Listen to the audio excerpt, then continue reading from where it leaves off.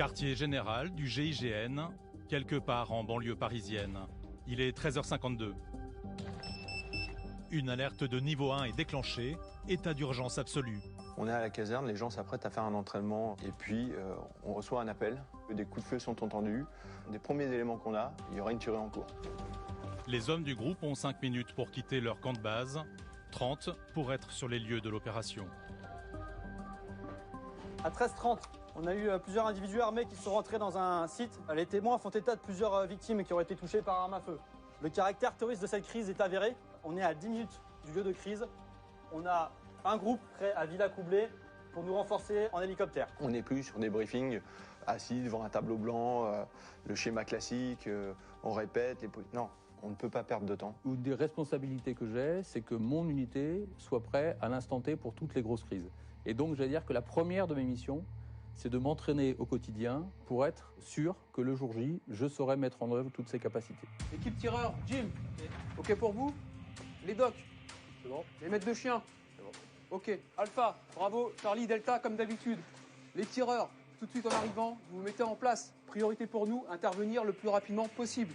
On trouve 2 points d'entrée, on rentre et on essaie de stopper la tuerie. C'est bien pris? Allez, on perd pas de temps, on embarque dans les véhicules. Le GIGN est en état d'alerte permanent. Chaque véhicule d'intervention dispose de fusils d'assaut déjà chargés, de réserves de munitions ou encore de dispositifs techniques pour affronter tout type de menace à n'importe quel moment. Pour une tuerie de masse, très rapidement, on a projeté sur place une quarantaine de personnels, 18 véhicules et un hélicoptère. Donc des moyens conséquents. Et on va essayer de gagner la deuxième bataille, qui est la bataille du renseignement. Essayer de savoir pendant la phase de déplacement sur site ce qu'il se passe vraiment sur le lieu ou les lieux de la crise. 4 terroristes ont été identifiés. Ils seraient retranchés dans le bâtiment principal du site. Un terroriste aurait été vu avec une ceinture, fusil d'assaut, explosif. Ce sont les combattants de la dernière chance. Quand les forces traditionnelles ne sont plus en mesure d'endiguer une menace, c'est eux que l'on appelle.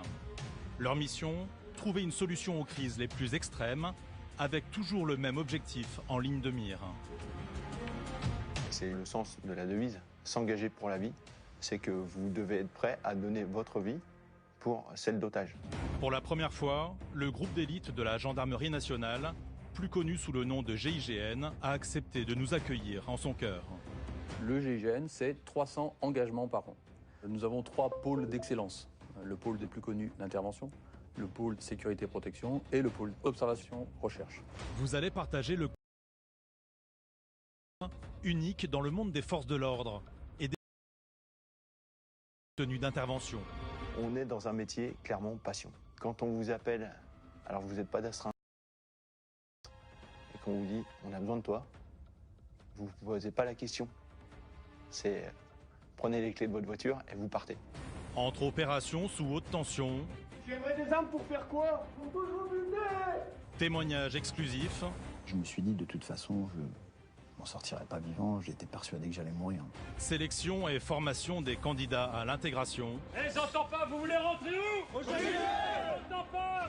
Au GIGN! zone rouge, Allez camarades, suis-moi.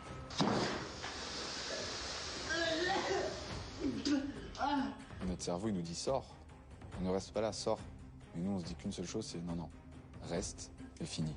et dépassement de soi. Le centre de gravité, il est où? Il y a du bassin? Eh bien alors, réfléchis tête d'ail. Vaut mieux le monter ou le descendre pour reprendre l'équilibre? Le descendre. Eh bien alors, t'attends quoi? Ah, c'est marrant, t'as plus de stabilité. Pour nous, c'est important de pousser les prestataires jusqu'au bout, ne serait-ce que pour leur faire prendre conscience des limites qui se fixent eux-mêmes et qui peuvent aller encore plus loin.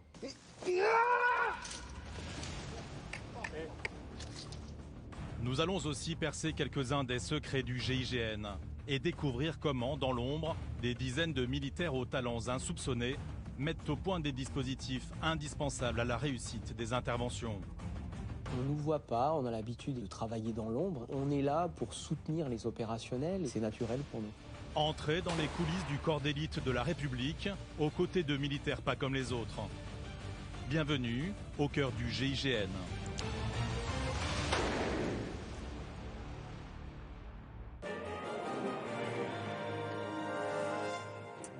Bon, Bonsoir à tous. La France frappée, la France blessée, 12 morts, 4 blessés dans un état grave. L'attaque contre Charlie Hebdo est l'attentat le plus meurtrier depuis plus de 50 ans. L'image du GIGN est à jamais liée aux attaques terroristes du mois de janvier 2015. 2 jours pour vaincre la barbarie. Un dispositif de sécurité exceptionnel se met en place. Le RAID et le GIGN se déploient, une démonstration de force inédite. Après 48 heures de traque des frères Kouachi, l'opération connaît son épilogue à Dammartin-en-Goël, une petite commune de Seine-et-Marne. On aura été de Dammartin ou on n'aura pas été à Dammartin. Comme à l'époque, on avait été à Marignane ou on n'avait pas été à Marignane. On a toujours des générations qui vont s'identifier à une ou l'autre opération parce qu'on aura été engagé en nombre, parce que le succès aura été un vrai succès et parce que ça aura eu du retentissement. Nous avons recueilli le témoignage exclusif de Michel Catalano, 4 ans après les faits. L'imprimeur, otage des frères Kouachi, a été le premier témoin de l'opération menée par le GIGN, alors que rien ne le prédestinait à vivre une telle épreuve.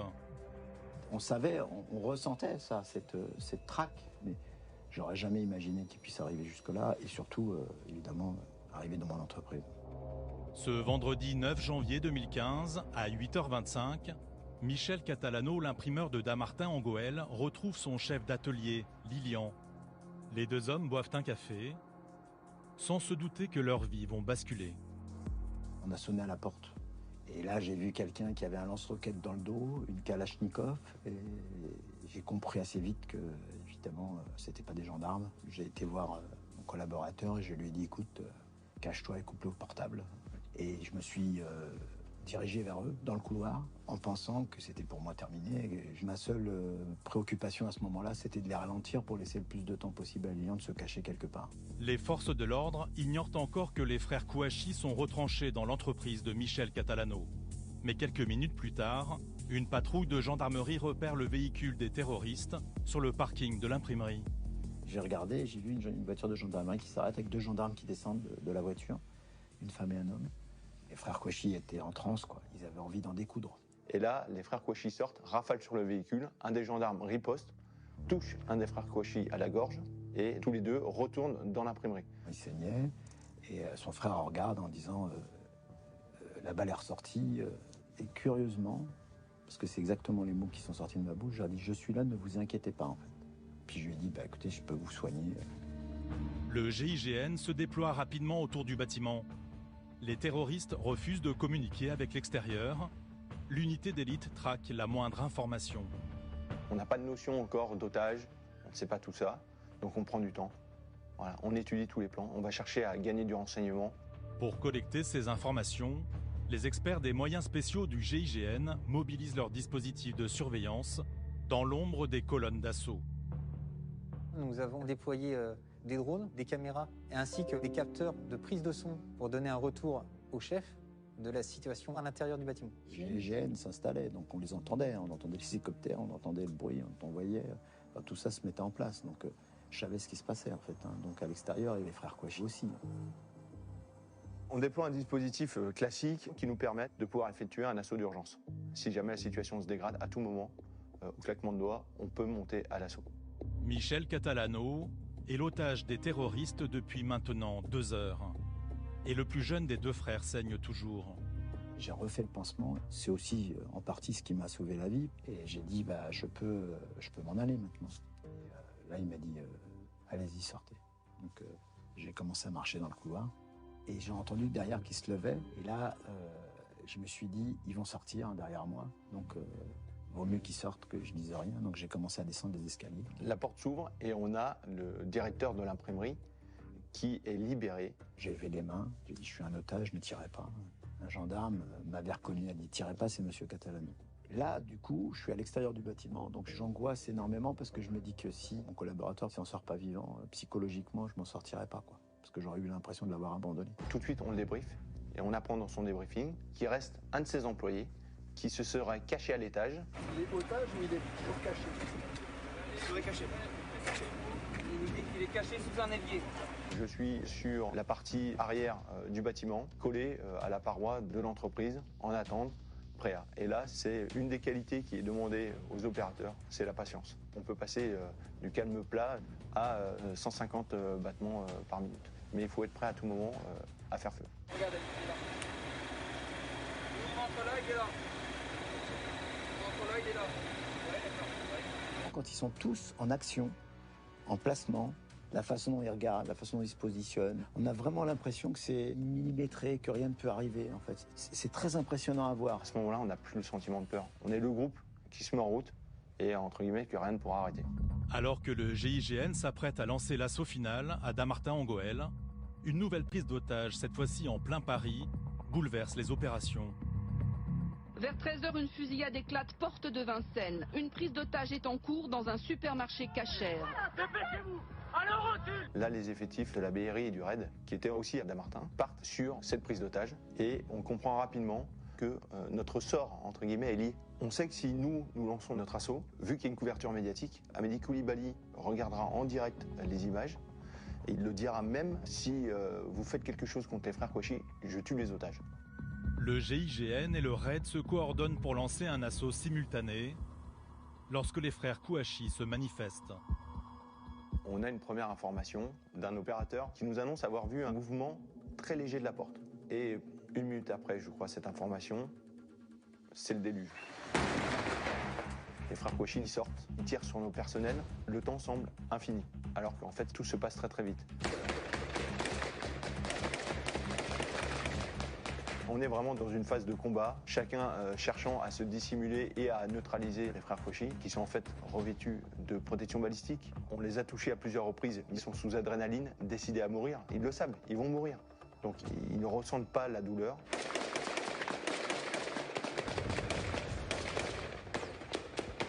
Et puis très vite, on a l'action de nos tireurs d'élite, qui sont placés à une centaine de mètres dans l'axe, qui vont pouvoir neutraliser l'un après l'autre les deux frères Kouachi.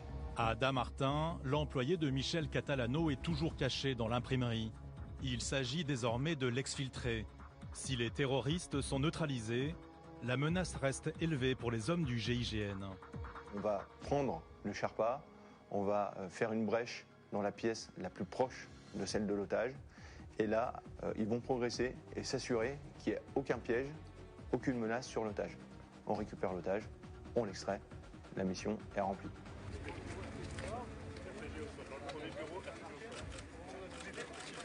Ce que vous avez fait, surtout vous, au contact ce soir, c'est absolument à inscrire au rang des belles opérations du GI. Moi, je suis particulièrement fier de l'engagement qui a été le vôtre.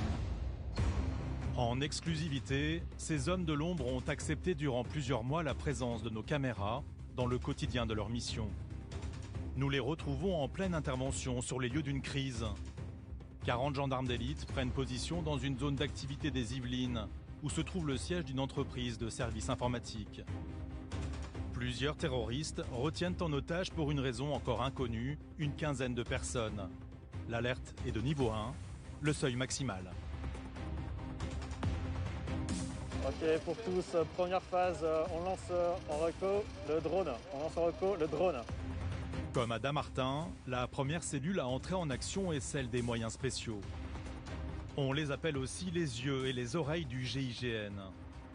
Avec ce drone équipé de caméras, ils passent au crible le bâtiment et ses alentours pour guider les colonnes d'assaut vers leur objectif dans des conditions maximales de sécurité. On s'aperçoit qu'il y a un véhicule qui est posé à proximité. On va s'assurer que le véhicule n'est pas piégé. Donc la cellule Sino envoie un chien. Départ du chien. Le chien est guidé au laser sur le véhicule. On s'assure qu'il fasse bien le tour du véhicule. Pour lui, pas d'explos. Donc c'est un vert pour la colonne. Allez, pour tous, top action, brèche claire, brèche claire. Progresser et rentrer le plus rapidement possible dans le bâtiment.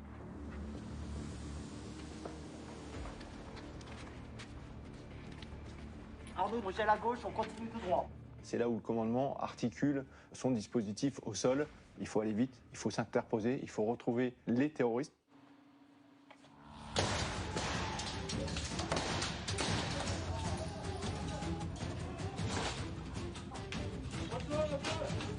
À terre. T'es blessé, bougez pas. Ok. Pièce à gauche, blessé. Pièce à droite, blessé. Blessé à droite. Les hommes du GIGN s'entraînent tout au long de l'année à affronter les crises les plus extrêmes. Dans cet exercice sous haute tension, les priorités sont les mêmes que dans la réalité. débusquer les terroristes et simultanément venir en aide aux blessés. Là où, incontestablement, il y a quelques années, on aurait attendu que la zone de conflit soit complètement dépolluée, aujourd'hui, on est dans une philosophie complètement différente, notamment après l'affaire du Bataclan, où on se rend compte qu'on a une volonté des terroristes de faire le plus de morts possible, y compris pendant l'intervention des forces de l'ordre. Donc une partie de mes équipes ne seront pas destinées à aller au contact des terroristes pour les neutraliser, libérer les otages, mais à porter l'assistance aux blessés. On va juste là, c'est pas loin. Là, ici. On intervient intégré à la colonne d'assaut. On est armé, mais on a nos sacs santé sur le dos qui nous permet d'intervenir rapidement. Alors il va falloir que je serre un peu, d'accord?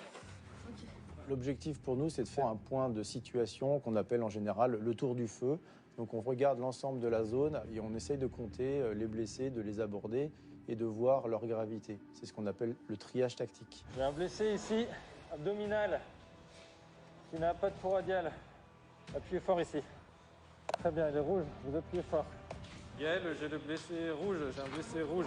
C'est toujours une situation extrêmement stressante pour nous. À ce moment-là, on est seul avec l'obligation de s'occuper des blessés et sans possibilité d'avoir les renforts des SAMU ou des pompiers dans un contexte où ça tire encore, où potentiellement il peut y avoir une explosion. Blessé léger, là-bas. Pendant que les médecins prennent en charge les premières victimes, la force intervention progresse. Tout se fait en même temps, parce qu'on ne peut pas se permettre de perdre du temps. Ça tire encore à l'étage. Au milieu du couloir, explose, au sol. Au rez-de-chaussée, la cage d'escalier est truffée d'explosifs. Impossible pour la colonne d'assaut de progresser dans cette voie sans s'exposer à un risque majeur. À l'extérieur du bâtiment, le Sherpa entre en action. Un mastodonte de 10 tonnes, entièrement blindé, est mis au point par un constructeur français. L'engin permet de déployer 10 hommes jusqu'à une hauteur de 8,70 m pour accéder aux portes d'un très gros porteur type A380 ou aux premiers étages d'un immeuble, comme ici.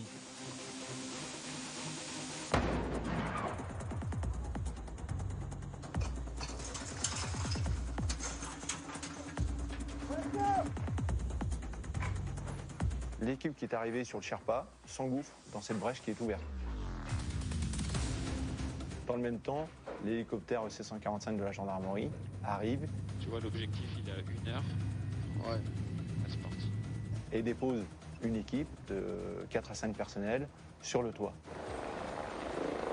Charge à eux ensuite de faire jonction avec l'équipe qui est au premier étage. Premier étage, début d'investigation. En face. Interro abattu. Il est par terre, il est comment? Il est au sol. Ok. Au milieu du couloir, ceinture explos, apparente. On envoie le NERVA pour une vérification. Des piégeurs, à moi. Au sein de nos colonnes, on a le technicien des moyens spéciaux qui dispose de robots avec des caméras thermiques pour nous permettre de savoir ce qui se passe dans le compartiment d'après, pour ne pas être surpris. Est-ce que le piège te paraît neutralisable? L'un des terroristes abattus porte une ceinture d'explosifs. Grâce aux images du NERVA, ce robot tout-terrain télécommandé, les démineurs du GIGN étudient le dispositif pour le désamorcer.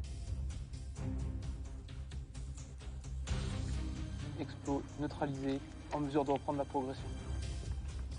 Au même moment, un étage plus haut, l'équipe déposée en hélicoptère neutralise un troisième terroriste. Contact à droite. Ok, pars. Avant de s'engager dans l'escalier. Ok, l'escalier est tenu, l'escalier est tenu. Niveau 2. Là, 90% de la zone potentielle d'action des terroristes a été reconnue. Mais au premier étage, un dernier terroriste est retranché avec plusieurs otages. Une situation très critique. C'est le moment pour les négociateurs du GIGN d'entrer en action. Bonjour Loïc, est-ce que tu m'entends? Ouais, je suis moi. Je m'appelle Axel. Je suis négociateur au GIGN. La négociation, l'objectif premier, c'est d'espérer la reddition. Tu sais qui je suis moi? Tu sais ce que j'ai fait? J'ai des otages, j'ai buté tout le monde. Le terroriste, s'il retient les gens en otage, c'est qu'il a un besoin. Pourquoi est-ce qu'il ne s'est pas fait sauter tout de suite? Il y a une raison, il faut qu'on le sache. Donc c'est pour ça qu'il y a la négociation. Loïc, ce qui m'intéresse, c'est de savoir ce que toi tu as envie. T'as qu'à faire libérer tous mes frères. Ils sont emprisonnés par tous ces mécréants là. Tu fais libérer tous mes frères. Sinon je tue tout le monde. Pendant une négociation, on va réfléchir sur nos points de pénétration. Est-ce qu'ils ont piégé la porte? On va tenter d'acquérir du renseignement. Est-ce qu'on est bien que sur un preneur d'otages, plusieurs preneurs d'otages? Où sont les otages? Voilà. J'ai besoin de savoir les choses précisément. J'ai rien d'autre à dire, ramène-moi des armes. J'ai vu, prends des qui bougent, j'ai vu. Et tu aimerais des armes pour faire quoi? Pour tous vous buter. La situation se dégradant, il y a deux solutions. Soit vous êtes passif, vous attendez qu'il passe à l'acte, mais vous allez chercher des morts. Soit alors vous êtes actif, vous prenez une part de risque, mais vous allez chercher des gens et ramener des otages vivants. Donc là, c'est ce qui est décidé. On a posé une charge sur la porte qui est tout de suite à droite. Ouais. On a posé une charge sur le mur. Vous rentrez par la porte et nous on va rentrer par Bravo comme ça. Sur okay. votre gauche. Ouais. Sur votre gauche. Ok, c'est clair? Ouais. 3, 2, 1.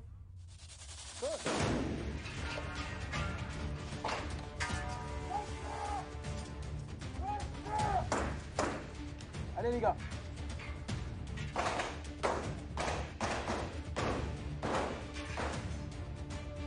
Allez les gars, on récupère les otages. Lève-toi doucement, tu lèves ton t-shirt. Et tu tournes sur toi. Ok, allez, tu les. Marche sur la tête.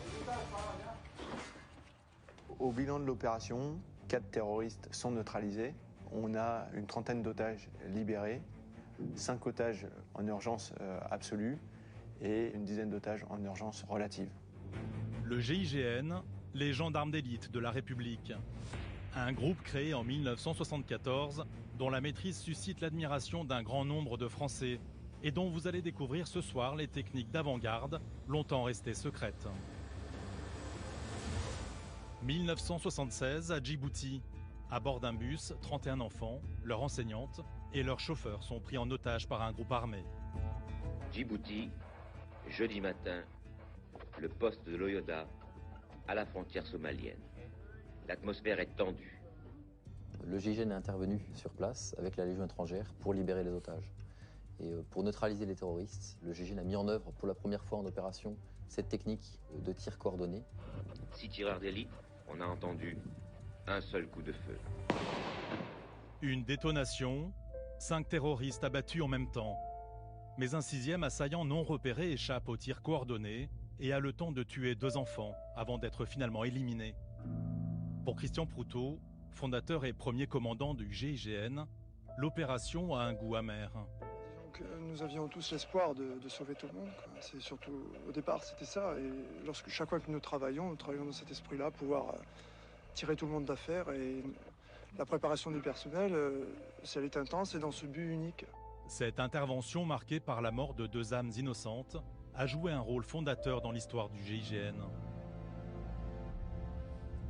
45 ans plus tard, les hommes du groupe s'entraînent encore quotidiennement à cette technique très complexe pour ne plus jamais revivre pareille issue. Le tir coordonné, c'est une technique de tir-fusil destinée aux tireurs d'élite qui permet de neutraliser simultanément plusieurs cibles, plusieurs terroristes, leur empêchant ainsi toute réaction ou toute possibilité de riposte.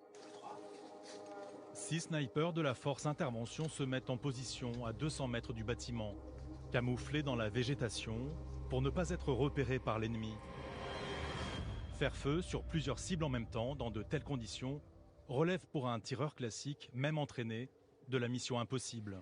Le tir en lui-même est parfois difficile parce qu'il y a une mise en place qui peut être très longue, il y a un camouflage à peaufiner et il y a aussi une attente qui peut être très longue. Et on a aussi l'avis de certaines personnes au bout de notre fusil. Donc il faut que notre tir soit parfaitement précis et impeccable.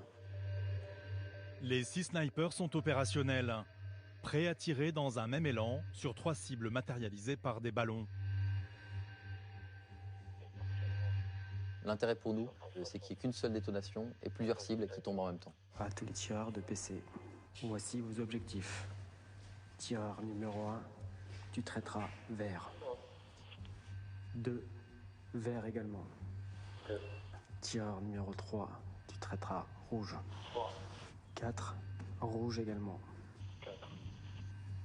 5, tu traiteras jaune. 6, jaune également. 6 C'est une technique de tir qui nécessite une formation assez poussée et surtout un entraînement régulier. À tous les tireurs, on va lancer le code de tir. 1 prêt. 2 prêt. 3 prêt. 4 prêt. 5 prêt. 6 prêt. Décompte 3 secondes.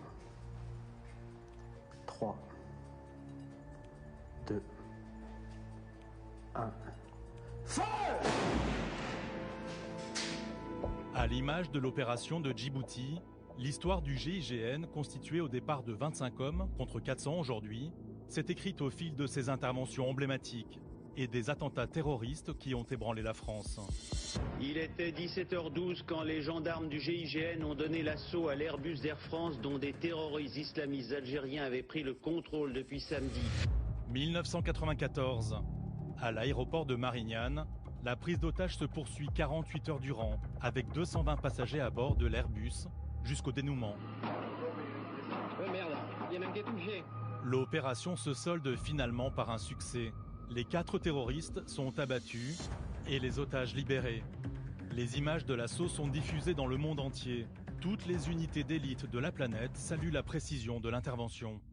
C'est un événement marquant pour l'unité qui, aujourd'hui encore, nous permet d'avoir quelques enseignements qu'on travaille encore certaines fois un peu comme on l'aurait fait à Marignane. Et la dernière date qui est marquante pour nous, ou du moins la dernière époque, c'est une époque qui va de 2008 jusqu'aux attentats de Paris en 2015. À partir du moment où vous rentrez dans une unité comme le GIGN, votre vie ne vous appartient plus vraiment. Et c'est justement le sens de la devise, s'engager pour la vie, c'est que vous devez être prêt à donner votre vie pour celle d'otage.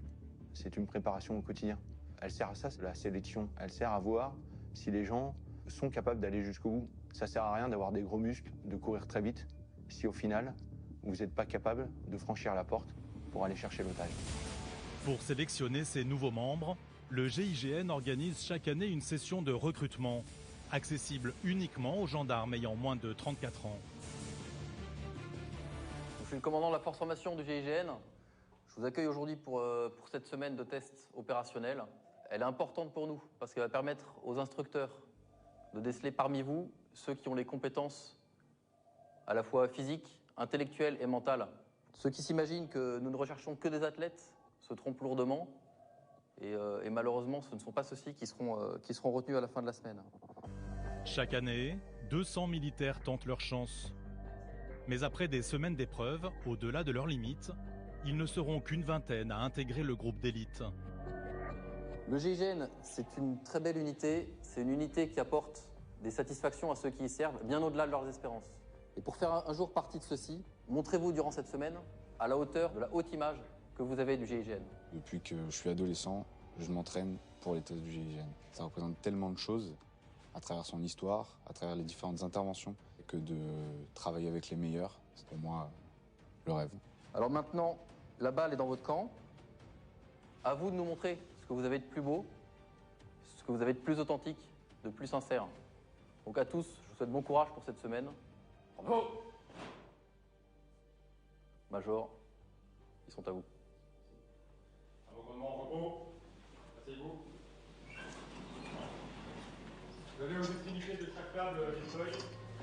Contre toute attente, au GIGN, la sélection commence par un devoir sur table de philosophie. L'art est-il moins nécessaire que la science?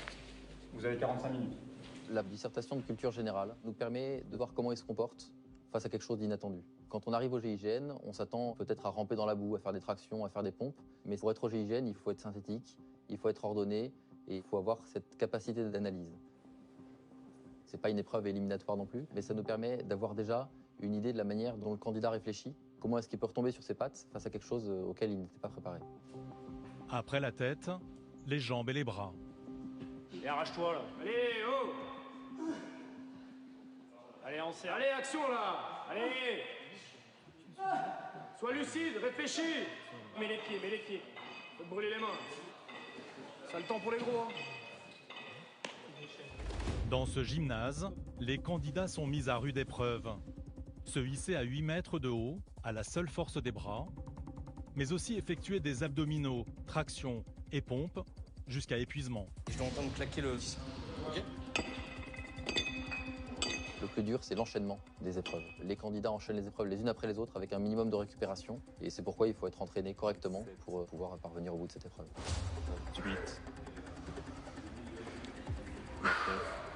Tout de suite, il va falloir performer. Tout de suite, il va falloir montrer qu'on s'est préparé et qu'on est déterminé à s'arracher dans nos pompes, dans nos tractions, dans nos abdos. Ces tests sont éliminatoires. Plus que la simple performance, les examinateurs jaugent la détermination des candidats. Ici, rien n'est pire que le manque d'engagement. Alors ça, si tu veux pas que je te mette une appréciation de merde, tu le fais plus. C'est aussi t'économises. T'en pouvais encore, tu décides d'arrêter pour t'économiser pour les autres ateliers. Ça marche pas ici. Hein. Je te le dis tout de suite. Je te le redirai pas. T'as 2 minutes, je prends le chrono. Top.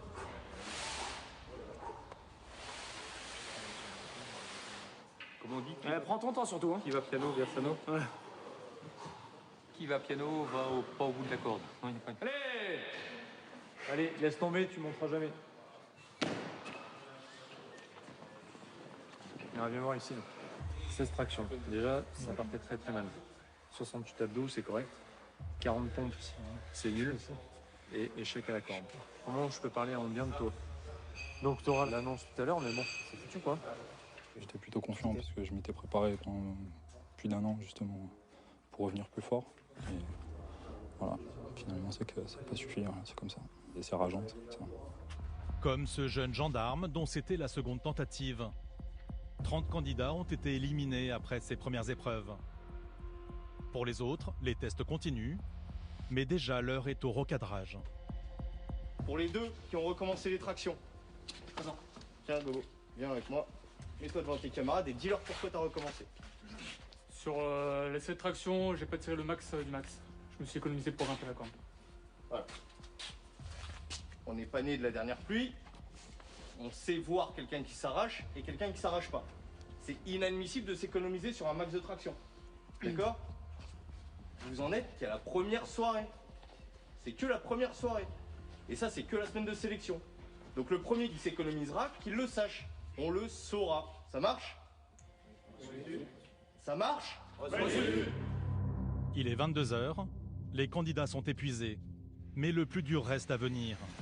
Une série d'épreuves comme ils n'en ont jamais vécu dans leur vie de gendarme, au bassin du camp.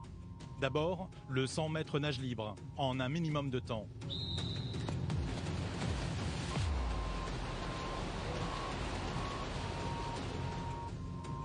Puis un test très redouté. Nager le plus longtemps possible, pieds et poings liés.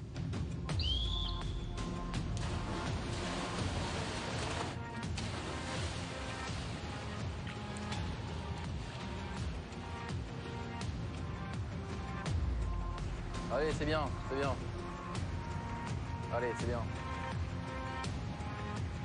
Cette épreuve va provoquer une hécatombe dans les rangs, composée de militaires pourtant bien entraînés.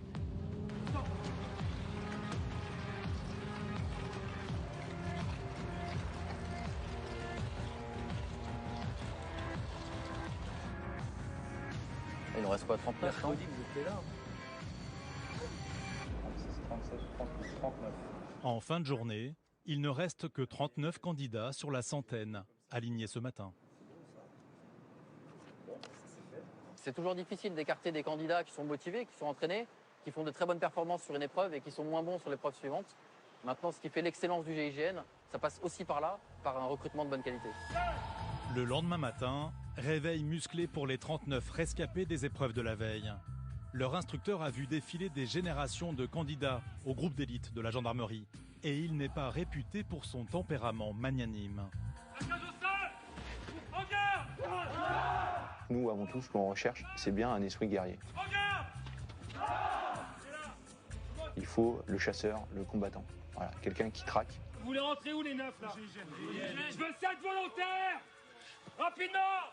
Et donc tout ça, on va le déceler, on va le préparer pendant les sélections et la formation. Eh, j'entends pas, vous voulez rentrer où? Au GIGN!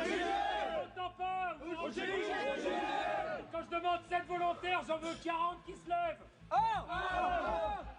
2! 3! 4! 5! 6! 7! va demander aux candidats d'aller au bout d'eux-mêmes et de donner tout ce qu'ils ont pour montrer qui ils sont réellement. Vous avez 10 secondes pour être en l'air. 10, 9, 8, 7. Arrête de lever les jambes, il est déjà en 6, difficulté devant. 7, Voilà. Et 4, 3, allez, pousse avec tes bras, bordel. 2, 1. Ça tourne. Durant la sélection, on va chercher la véritable personnalité de l'individu et notamment sa capacité d'adaptation au groupe. Au GIGN, on peut travailler en autonomie avec une grande indépendance dans l'action, mais on ne travaille jamais seul, on travaille toujours en équipe, toujours dans un groupe. Et cette capacité d'adaptation au groupe, elle est fondamentale pour nous. Ça va, pas trop dur là? C'est bon? T'es bien là? Oui. Tu m'étonnes, parce que lui te porte bien. Toi, tu les portais pas comme ça. Allez, il y en a un qui vient et déchaîne là. C'est qu'un gainage, allez. Non, dégage-toi. Remonte sur ton perso. L'objectif à ce moment-là, c'est leur montrer que les instructeurs ont l'œil sur eux, qu'ils les suivront du début à la fin, qu'ils sont capables d'exercer une pression continue sur eux, et en même temps de les échauffer physiquement pour les épreuves qui suivront. Tu n'as pas à réfléchir, tu me suis. Descends dans l'eau. Tu me regardes. Regarde-moi. Regarde-moi. Ce qu'on demande à nos candidats, c'est une capacité d'analyse, une capacité de mémoriser certains indices, certains visages, certains noms, pour pouvoir les restituer après, dans le but de réussir la mission. T'as 5 secondes.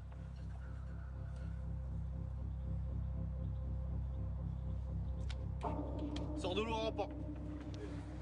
C'est chrono. Après, c'est lui, hein. Allez, suis-moi.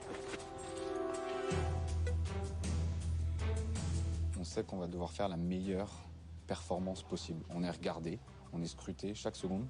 Et là, on se dit qu'une seule chose, je vais faire le meilleur chrono de ma vie, c'est maintenant. Je me suis entraîné des années, c'est maintenant. Tout se joue maintenant.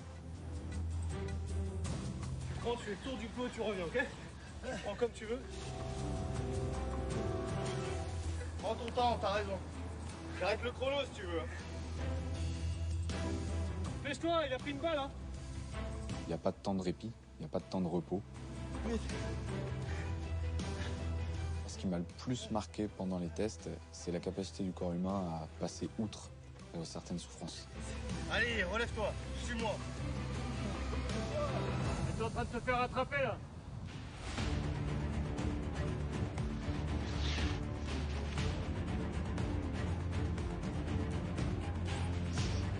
Pour nous, c'est important de pousser les pré-stagiaires jusqu'au bout, ne serait-ce que pour leur faire prendre conscience les limites qui se fixent eux-mêmes ne sont pas leurs vraies limites et qui peuvent aller encore plus loin.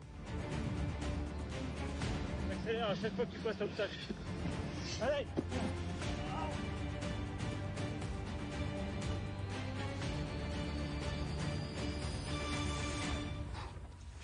Comment, camarade? Il vient de rire. Tu regardes la mer? Ok, merci. Tu as vu quelque chose au début du parcours? Retourne-toi, retourne-toi. Parle-moi-en. Une plaque d'immatriculation. Ok, très bien. CZ. Oui. La fin c'est BO. Et c'est 0,94. Au milieu? Au milieu. C'est ça, t'es sûr de toi? Affirmatif. Ok, est-ce que ça a une signification pour toi? CZ, c'est une nouvelle arme du GI. D'accord. Le Bren 2. C'est-à-dire? Une nouvelle arme d'assaut. Ouais. C'est bon pour moi, tu retournes-toi. Direction le départ, tu récupères ton sac et tu te changes, tu t'hydrates. Ultime épreuve de la journée. Grimper à main nue en haut de cette tour et marcher les pieds dans le vide sur cette fine poutre de métal à 25 mètres du sol. Allez, pareil. 3, 2, 1, top.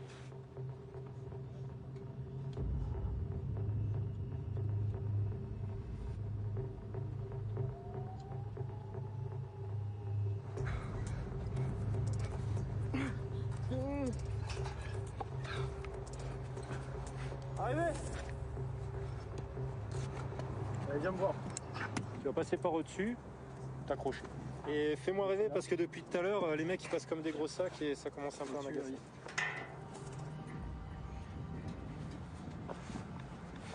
Là, t'es en mode gros sac là. Okay. T'es pas bien là en hauteur? T'es bien alors, regarde, le soleil on est bien, j'ai sorti le petit chapeau exprès. Normalement celui-là je le sors exprès pour la pêche. Là je le sors pour vous quand même. C'est énorme. Allez, tu peux aller jusqu'au bout de la poutre.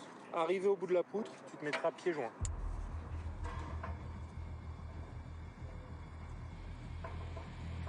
Forcément, quand on est sur une poutre à 25 mètres du sol, qu'on se rend compte que le moindre mouvement du corps fait osciller la poutre, on est déstabilisé.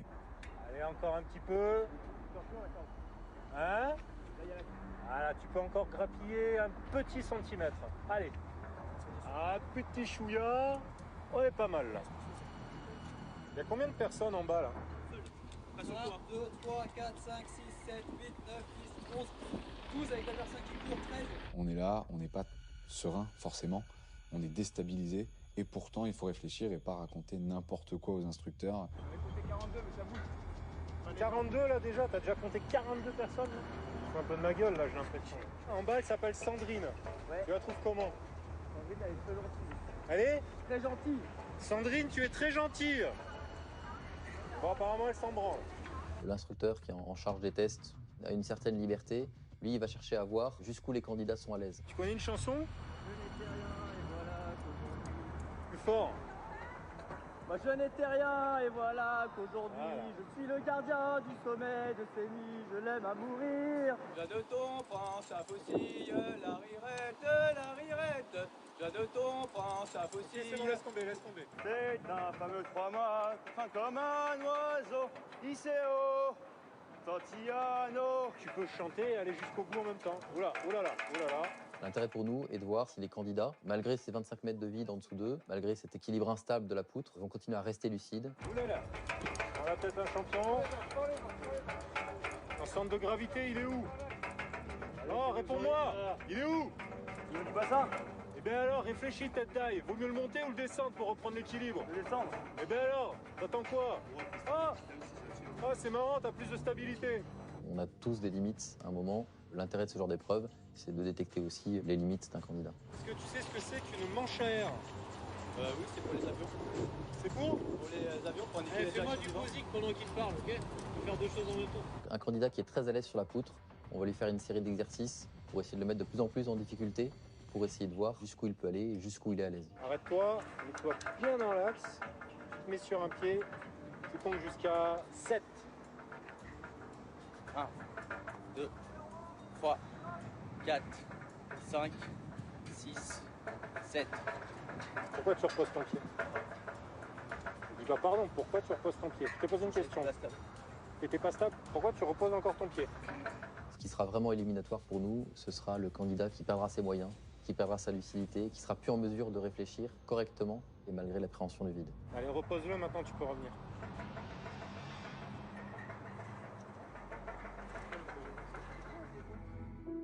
« 22h, première pause repas pour les candidats dans le garage du GIGN. Un espace particulièrement inhospitalier où ils dormiront pendant toute la semaine de sélection. Les candidats sont à la disposition des instructeurs, donc évidemment ils n'ont pas de téléphone portable, ils sont bloqués jour et nuit et ils dormiront assez peu. 23h, les épreuves nocturnes débutent. Il s'agit des tests les plus éprouvants de la sélection, tant physiquement que psychologiquement. Ces tests provoquent chaque année le plus grand nombre d'abandons. Nos candidats sont confrontés à un parcours stress de nuit, durant lequel ils vont enchaîner toute une série d'épreuves. Ce qui est important, nous, c'est de voir comment est-ce qu'ils vont réagir sous stress. Tu sais ce qui t'attend? Buse. Ouais. Les deux chevilles, un nœud coulant. Dès que tu es allongé dans la buse, tu me dis si tu es prêt et je lance le chrono. Ce qui va être déterminant, c'est le mental de l'individu, sa motivation, sa volonté d'aller jusqu'au bout. Allez, pareil. 3, 2, 1, top. La mission des aspirants, progresser dans l'obscurité et par une très forte chaleur, dans cet étroit boyau de béton, long de 25 mètres, qu'on appelle la buse. On a au GIGN tous les gabarits et tous les gens qu'on a chez nous sont passés par là. Donc c'est possible de le faire. On n'en voit pas le bout, ça paraît une éternité. Ce qui est testé tout le long, c'est notre résistance mentale. Est-ce qu'on va y arriver?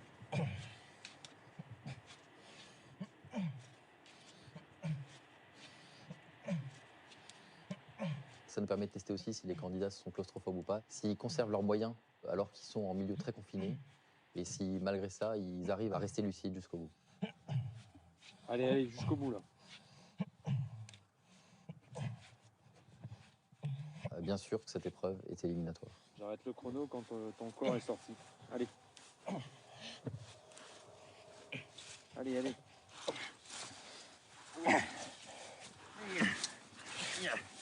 Ok. Allez, enlève le nœud. Allez, c'est parti, dans la direction de mon bras. Allez, dépêche-toi. Ça fait du retard. Tout juste sorti de la buse, l'enfer continue. Pour les candidats, l'air va devenir à proprement parler irrespirable. Tu dois collecter des renseignements, d'accord? Tu sais ce que c'est? Tu sais où tu vas? Non, à ton avis, tu sens pas un peu l'air là? La crise? Ouais, tu veux y aller? Oui, t'es sûr? Oui. Il y a déjà eu 2 abandons. Non, ah oui. Tu me dis, hein? Non, j'y vais. Ok. Tu vas aller à gauche, descends les escaliers, tu vas suivre l'instructeur, d'accord? Allez camarade, suis-moi. Tu es là pourquoi? Mais encore. Chercher du renseignement. Nous allons chercher du renseignement ensemble.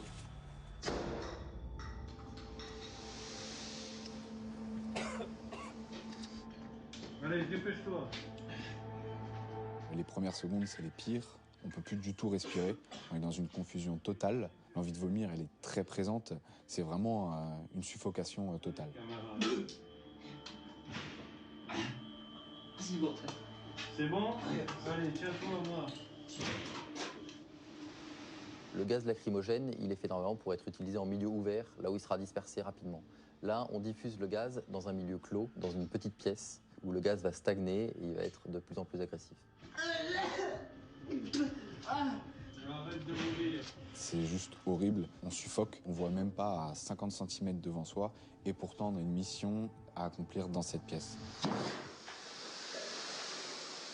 On peut mettre en place des alarmes lumineuses et sonores, on peut ajouter un chien d'attaque qui serait sur le parcours. Tous ces éléments-là vont perturber le candidat et vont nous permettre d'évaluer sa capacité à mémoriser et à restituer.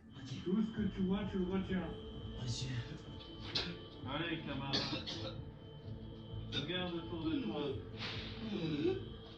Il y a une plaque d'immatriculation, il y a différents objets en fait, et il faut absolument tous les trouver et les restituer parfaitement à l'instructeur qui est à l'extérieur. Qu'est-ce que ça pourrait être, camarade? Quoi comme arme à feu? Pose là. Accroche-toi, moi. Notre cerveau, il nous dit sors. On ne reste pas là, sors. Mais nous, on se dit qu'une seule chose, c'est non, non. Reste et finis. Ok. C'est bon? Oui. Ok, tu montes. Chaque test contraint les candidats à repousser toujours plus loin leurs limites. Hagards, titubants et privés de tout repère, les candidats sont aussitôt soumis à un interrogatoire particulièrement éprouvant. Le but, s'assurer qu'ils sont capables de garder toute leur lucidité dans ces conditions extrêmes. Escadron 35-3 de Saint-Nazaire, à vos ordres. Escadron 35-3 de Saint-Nazaire, à vos ordres. Repos, c'est toi? Le faire asseoir sur une chaise trouée, ça contribue à le mettre dans l'inconfort et donc à le mettre dans cette situation de stress et de difficulté face à ses interlocuteurs. Tu as 5 minutes pour nous donner tout le renseignement intéressant que tu as récolté à partir du moment où tu as donné les consignes jusqu'à maintenant. Je suis arrivé dans une pièce pleine de lacriers. J'ai vu une plaque d'immatriculation, 365 DWC 78. À l'intérieur, il y avait donc une calache, une arme de poing. Il y avait aussi 3 grenades dans une caisse. Comment ça s'appelle ces grenades? Je sais. C'est quoi? Tu continue? J'ai vu des feuilles avec la première, un rendez-vous pour la reco jeudi à 8h. Et sur l'autre feuille, une carte avec plusieurs villes entourées, dont Chartres, Étampes, Rambouillet. Regarde le sac noir là, qui est là-bas. Et tu me dis combien il y a d'étuis sur ta table à gauche, là, ici. Là. Il y a des étuis? Les étuis. Je sais pas, j'ai pas regardé. T'as pas regardé? La plupart, considérant que c'est la fin de l'épreuve, ne sont pas forcément concentrés dans cet aspect de mémorisation, d'observation, et ne donnent pas la bonne réponse parce qu'ils n'ont pas pensé à observer jusqu'au bout. Allez, tu continues le circuit, tu suis le ciel rouge qui est derrière toi. Chaque année, seule une vingtaine de ces candidats rejoignent les rangs du GIGN. Une fois intronisés, ils seront affectés à l'une des 25 cellules du groupe. Au GI, il y a les opérationnels très médiatisés, mais aussi les sections de l'ombre, composées d'hommes et de femmes aux talents indispensables et parfois insoupçonnés. Le GIGN, c'est 300 engagements par an. Nous avons 3 pôles d'excellence.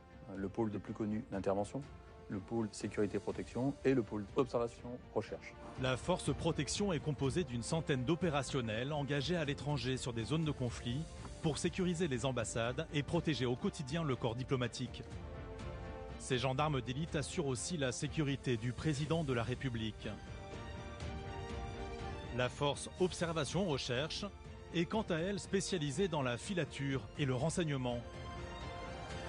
Ce sont des gens qui vont travailler en équipe dans le suivi d'individus dangereux, qu'ils soient des individus liés au grand banditisme ou des individus radicalisés. Il y a Julie qui monte avec lui dans le bus, qui se met au contact. Ce sont des gens qui cultivent la discrétion, qui cultivent la furtivité, qui vont être capables également de s'enterrer pendant quelques jours pour observer à distance une maison qui pourrait être un repère de terroristes, un repère de malfaiteurs. Ok, au vu du terrain, on va envoyer un deuxième binôme. Donc Lolo, tu te prépares à partir? Ouais, Lolo, c'est bien pris, Michaud. Les gens de la force observation recherche, ce sont des gens qui vont aussi utiliser les capacités spéciales de mes cellules d'experts. Parmi ces cellules d'experts, celle des moyens spéciaux. Si vous voulez, pour être un peu imagé, c'est James Bond et la section de Mr. Q, effectivement, oui. Pour la première fois, les espions du GIGN nous ont ouvert leurs portes et accepté de révéler quelques-uns de leurs secrets. Ce qui trahit la plupart du temps les camouflages de caméras, ce sont les reflets des lentilles. Et donc ça se voit à plusieurs dizaines, voire centaines de mètres. Là, il n'y a plus de reflets, c'est pas du tout repérable. Même à 2 mètres, on ne voit pas qu'il y a une lentille. Chaque jour, dans ces ateliers, les 15 membres des moyens spéciaux mettent au point de nouveaux outils ou adaptent des matériels existants aux besoins opérationnels du GIGN. L'adaptation, elle est propre. Elle est vraiment propre. Les pieds, c'est pas mal. Ce drone, vendu dans le commerce, a été équipé d'une caméra infrarouge utile pour les opérations nocturnes et de pieds plus grands afin de supporter ce nouvel équipement. Et je pense qu'on pourrait rajouter un truc qui pourrait être intéressant. C'est l'adaptation d'une LED qu'on pourrait commander à distance pour un éclairage. Ce matin, il teste un autre dispositif destiné à éblouir un suspect lors d'une intervention.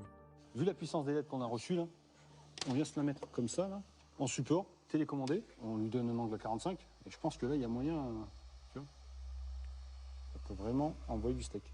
Si je pouvais décrire ce que doit être le travail de la section des moyens spéciaux, je prendrais l'exemple d'une prise d'otage dans un grand corps de ferme, où on sait que le preneur d'otage est dans un des bâtiments, mais sans savoir vraiment, à l'instant où on arrive, où il est. Le travail des moyens spéciaux, ça va être d'acquérir tout renseignement, audio, vidéo, qui permettent de comprendre ce qui se passe, ont précisé là où l'individu a le plus de chances d'être avec son otage ou pas. Là, il est à 2 mètres, mais 1 heure, 1 heure, 2 heures, entre 1 heure et 2 heures. Pour recueillir ces renseignements, les moyens spéciaux disposent de nombreux outils comme ce radar thermique, permettant de voir à travers les murs. On peut déterminer si la personne est fixe, si la personne elle est mobile, jusqu'à des portées de 20 mètres. Nous sommes inclus dans la colonne d'assaut, à côté du chef, pour proposer des moyens pour aider la progression de nos camarades. On est les oreilles et les yeux de l'unité. Ça peut être quelqu'un d'énervé, ça peut être quelqu'un qui va surveiller, qui va écouter les portes, ou au contraire une personne immobile, ça peut être un otage qui est positionné en bouclier humain devant une porte. Les moyens spéciaux sont aussi capables de capter en toute discrétion une scène à travers une porte, grâce à cette caméra à fibre optique, grande comme une tête d'épingle, et dissimulée dans cette lame métallique de 4 mm d'épaisseur. Ils viennent d'échanger leurs armes. Une Kalachnikov et une arme de poing. Ils sont toujours dans la pièce derrière la porte. Il y en a un qui manipule une arme de poing. Et pour avoir des yeux et des oreilles dans les recoins les plus inaccessibles, les moyens spéciaux du GIGN disposent par exemple de ce petit robot très agile. Un couloir face à moi, une porte ouverte. L'appareil, aux allures de scarabée, est piloté à distance. Ok, un individu armé. Pour sécuriser les agents pendant ces missions à haut risque, la cellule technique d'adaptation opérationnelle. Au GIGN, on l'appelle la CTAO. On fait énormément de travail de camouflage, donc armement, fusil, c'est pour les tireurs qui se mettent en place en toute discrétion. Des doigts de fée au GIGN. Ces agents, aussi méticuleux que créatifs, sont capables de rendre quasi invisibles les matériels utilisés en opération ou encore de concevoir des éléments en tissu pour optimiser les tenues d'intervention. Ce sont aujourd'hui 3 gendarmes qui ont été recrutés non pas pour leur qualité opérationnelle, mais parce qu'ils savaient très bien manipuler le bois, certains textiles, certains matériaux. Ce sont des gens à qui on a fait suivre des stages à l'Opéra de Paris, par exemple, pour apprendre à travailler sur les décors, sur l'adaptation de tout notre matériel. On utilise des pigments naturels pour coller vraiment à la réalité du terrain. Une peinture qu'on va pouvoir acheter en bombe dans le commerce ou en pot, on n'aura pas cette même recherche de teinte. Mais ce sont aussi ces personnes qui vont vous fabriquer une fausse brique, une fausse pierre, une fausse racine pour y insérer des moyens d'acquisition technique audio ou vidéo. Donc là, par exemple, ce type de caméra, hein, ça permet de filmer à 360 degrés. Soit on fait une peinture camouflage générique, soit on va sur le terrain pour pouvoir faire un camouflage qui va coller au plus près à la réalité du terrain. Quand on fait un camouflage, vous pouvez passer à côté, vous ne voyez pas. Parfois, on doit travailler dans l'urgence. On a 2-3 heures pour faire une enveloppe pour dissimuler la caméra. On y arrive, on trouve toujours une solution. Pour répondre aux impératifs opérationnels, une autre cellule travaille dans l'ombre au GIGN. On l'appelle l'ouverture fine. Elle occupe un rôle clé au sein du groupe et c'est une femme qui la dirige. Je vais prendre la nouvelle clé et je vais tailler exactement ce codage. Aucune serrure, aucun verrou ne doit résister à la cellule ouverture fine du GIGN. Une serrure, c'est un challenge qui nous provoque quand même une adrénaline assez importante au moment où on arrive à obtenir une ouverture. On a réussi à défier certaines lois, ça peut être un peu jouissif. La cellule dispose de centaines de clés adaptées aux serrures les plus répandues du marché. Elle peut aussi les créer de toutes pièces à partir d'éléments recueillis par ces caméras endoscopiques semblables à celles utilisées par les médecins. En fait, il y en a une qui va être à la fois une gorge et à la fois un entraîneur. Ça va nous permettre de savoir à quoi va ressembler la clé qu'il faudra sortir. Il est important pour nous d'être en mesure de répondre à une prise d'otage, qu'elle se passe dans un hôpital, dans une école, dans un musée, quels que soient les lieux publics, mais également les moyens de transport. Donc ça peut être les trains, ça peut être les bus, les avions. C'est pour ça qu'on doit se constituer une bibliothèque pour laquelle on va étudier toutes les possibilités d'ouverture, essayer de comprendre leurs failles. Nadège fait partie des 26 femmes que compte le GIGN sur 400 membres au total. Avant de diriger cette cellule, elle était opérationnelle sur le terrain. L'esprit de corps ne l'a jamais quittée. On sait que notre action chirurgicale va faciliter le travail de toute l'équipe. On est tous indispensables les uns aux autres. Et c'est ce qui fait la force du groupe. Cet esprit de corps, au cœur du groupe d'élite de la gendarmerie nationale, est cultivé tout au long du processus de sélection. Sur les 200 candidats de l'année, seuls 20 sont encore en lice. C'est le 8e jour de stage probatoire.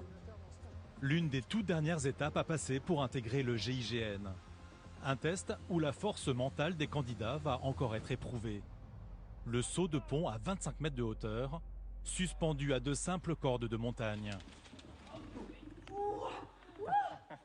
Cette nuit, ils ont dormi que 2 heures. Donc là, le but de les emmener dans un état de fatigue, en fait, ça va permettre à l'encadrement de voir vraiment la personne. Quand on est fatigué, là, on voit la vraie personnalité des gens. Les candidats touchent au but. Ils ne sont plus qu'à quelques jours de la fin du stage. Mais l'épreuve est éliminatoire. Ils n'auront pas de seconde chance.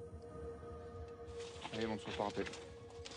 Le GIGN est une unité parachutiste. Qu'on demande à tous nos opérationnels, c'est de sauter d'un avion, qui n'est pas une chose forcément naturelle. Si on n'est pas capable de sauter d'un viaduc alors qu'on est correctement assuré, on sera a fortiori pas capable de sauter d'un avion en marche. Il y a combien de personnes en bas 3 personnes. La corde noire, là, dis-moi si elle passe dans un trou, là.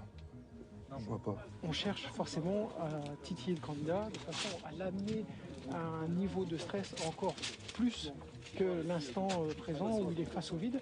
On remet encore une petite louche et là ça nous permet de voir s'il gère son stress. Et après, tu veux sauter? Oui, j'y vais. Allez, vas-y. On cache notre appréhension parce qu'on sait qu'on est évalué, on sait qu'on est jugé. Mais après, pour une personne qui aura une peur viscérale du vide, elle ne pourra pas le cacher. Vas-y, ça veut dire que tu peux y aller. Allez. Je vais pas y passer ma journée. Tiens, dépêche-toi. Il y a énormément de choses qui sont testées lors du saut de pont. Il y a notre confiance en nous, la confiance en matériel, la confiance en les instructeurs et aussi notre appréhension du vide. Au groupe, on ne peut pas avoir d'appréhension du vide. 5, 4, 3, 2, 1. Non, oui. Allez, c'est bon. Allez, descends.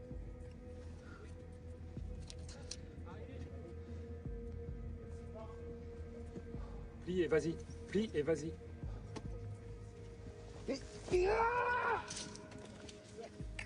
Ce candidat l'ignore encore, mais son hésitation ne lui sera pas pardonnée.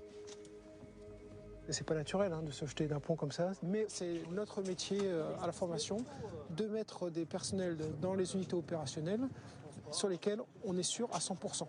Donc si jamais il y a un doute, on ne prend pas la personne. Pour d'autres candidats, l'épreuve est une simple formalité. C'est un flash en fait. Quand on saute, on ressent un flash. C'est-à-dire que on saute, une seconde se passe et on est en bas attaché et tout s'est bien passé. Donc en fait, on se rend compte que on n'a pas d'appréhension à avoir. Attends. Il est bien là. Il est bien, Quentin. Oh là là, il est beau. Il est en place. Tous les candidats présents aujourd'hui ont enduré une semaine de sélection, puis 8 autres de stages probatoires sous haute tension.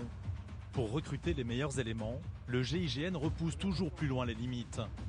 Certains candidats accusent le coup, leur pire ennemi, eux-mêmes. Allez.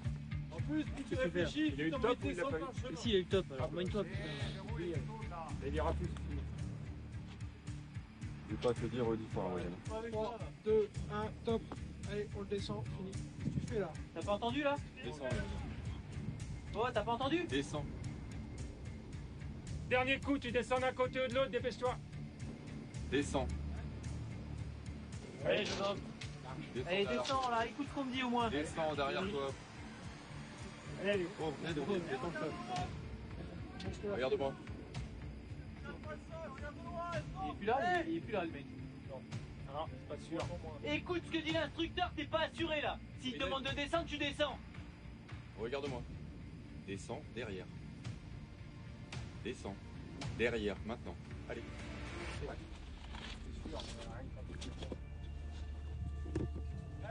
Est-ce que t'as entendu combien de fois il a dû te répéter de descendre? Dis-moi combien de fois il te l'a répété? Je sais pas. T'étais où là quand t'étais sur le parapet? Faut te ressaisir mon garçon, je te le dis. C'est la première fois que je vous vois moi. Moi je te le dis, faut te ressaisir. Pour ce gendarme, la sélection est terminée. Après 8 semaines de stage, il est renvoyé chez lui.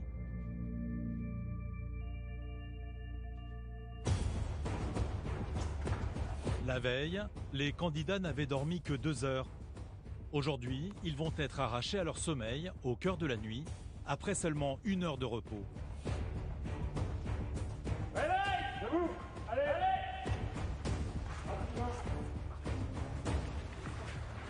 On vit sans sommeil et on se rend compte que privé justement de tous nos repères et de tout notre petit confort, le moindre duvet, on va l'accueillir comme un vrai présent de Noël. Donc cette nuit, on va marcher, on va aller dans l'eau, on va évoluer dans un milieu considéré comme hostile. On va préparer de quoi marcher dans l'eau, préparer des choses étanches. Prévoyez du chaud au niveau du haut du visage, on ne connaît pas la profondeur de l'eau. C'est le bro. Il est 2 heures du matin, la température frise les 0 degrés. Et à quelques jours de Noël, les candidats ne sont pas à la fête. Leur mission, progresser en pleine nuit dans cette épaisse forêt entre rivières glacées et chemins escarpés, sous la pression constante des instructeurs. Reviens là. T'es un âne, toi. Ils sont tous passés derrière, c'est qui ça?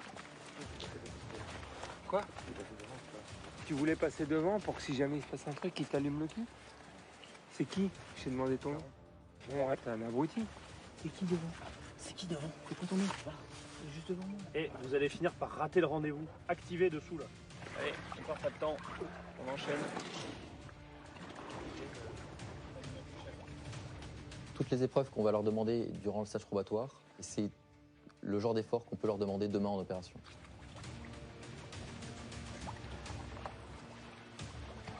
J'avais jamais connu un froid pareil. J'avais bien sûr déjà eu froid dans ma vie. Mais là, avec l'eau, la fatigue, tout s'enchaîne, on n'arrive pas à se réchauffer. On vit dans le froid, on vit en tremblant.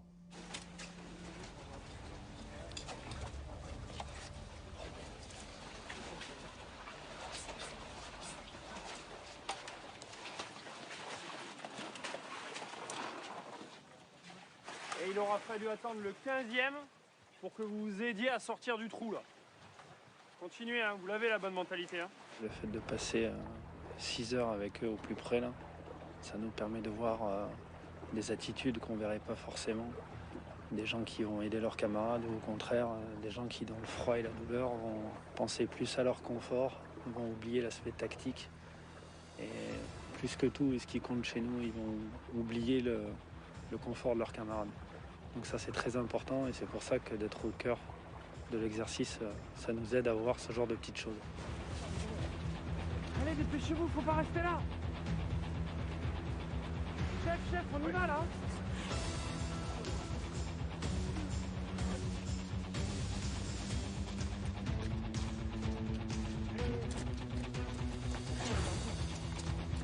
Au bout des 6 semaines, on commence à sentir que ça approche et qu'on commence à toucher au but. Ouais. C'est vraiment un état d'esprit et une philosophie en fait qu'on vient chercher. Ouais. On vient chercher le groupe, sauver des vies, protéger, servir. C'est des valeurs en fait qui pour nous sont importantes et qui au sein du groupe sont des valeurs essentielles. Le fait de passer ces épreuves-là nous montre en fait qu'on atteint à chaque fois en fait ces valeurs au plus proche. Et c'est ça qui me motive le plus, ouais, qui me donne envie d'aller à chaque fois passer l'épreuve et d'aller chercher la suivante. Ouais.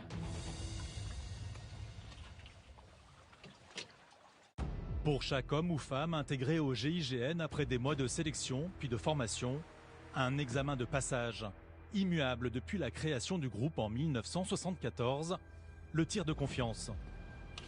Ce tir de confiance, c'est une tradition. Nous, on l'effectue aujourd'hui. C'est solennel, c'est quelque chose de... Voilà, qui nous marque à vie. Quand je viens ici, ça englobe plein de choses. Parce que déjà, c'est un tir de précision, c'est un tir à balles réelles. On tire sur un camarade, on est regardé par tout le commandement, tous les brevetés, les opérationnels, ce qui engendre beaucoup de stress. Donc ce tir montre une confiance en soi qu'on doit avoir. Chaque stagiaire doit tirer à balles réelles sur ce disque orange porté par un autre arrivant. Objectif, rendre palpable l'absolue confiance des gendarmes du GIGN vis-à-vis de leur père. Mettre ma vie dans les mains de mon coéquipier, mon camarade, c'est demain en mission, je lui ferai entièrement confiance par rapport à l'utilisation de ses armes. Donc bien sûr, je ne dois pas rater mon tir. Donc pour cela, je mentalise toute la cinématique du tir, le déroulé dans ma tête, je me concentre, je respire, il y a tout un processus. Donc ma respiration, la prise de visée, la tenue de l'arme, tout ça pour effectuer un tir parfait.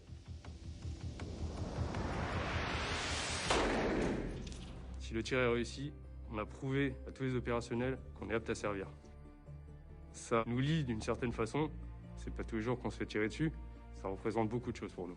Lors d'une prise d'otage ou n'importe quelle intervention, on doit sauver des vies, on doit protéger nos coéquipiers, nos amis, le tir est primordial, donc on n'a pas le droit à l'erreur. C'est une grande fierté, après toutes les différentes épreuves qu'on a pu passer, les sélections. C'est difficile d'expliquer qu'est-ce qu'on peut ressentir. On passe par tellement d'émotions, mais le premier mot qui me vient à l'esprit, oui, c'est la fierté. Beaucoup de fierté.